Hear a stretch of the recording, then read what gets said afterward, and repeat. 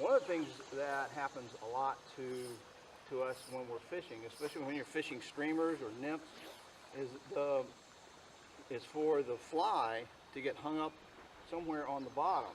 Now, if it gets hung up on wood, then the odds of you getting it out are reduced quite a bit, especially if the first thing you do is start jerking on it to try to jerk it free.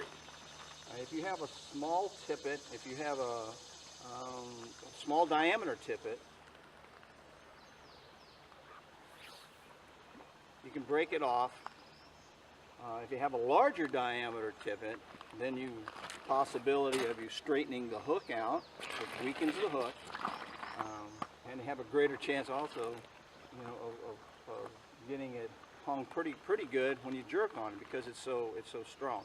Anyway, a technique that I learned a long time ago, and I've seen other fishermen try to do it, but what they end up doing is when you get hung up, what they want to do is they want to mend the line to the far side, which is correct. You want to try to get the line to the far side of the rock. For example, if I have a rock here, my fly is hung up on this side of the rock.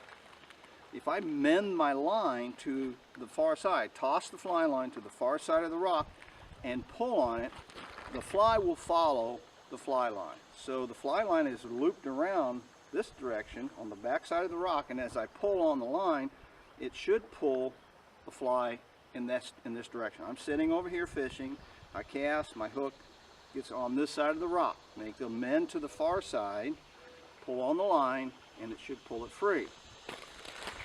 Sometimes you got to pull a little bit hard. Now, the problem that a lot of people have is when they do that, I shouldn't say problem, it's not a problem, it's a technique that they use, but what they're forgetting about is that the tension of the water tension with the fly line is what actually pulls the fly off of the rock.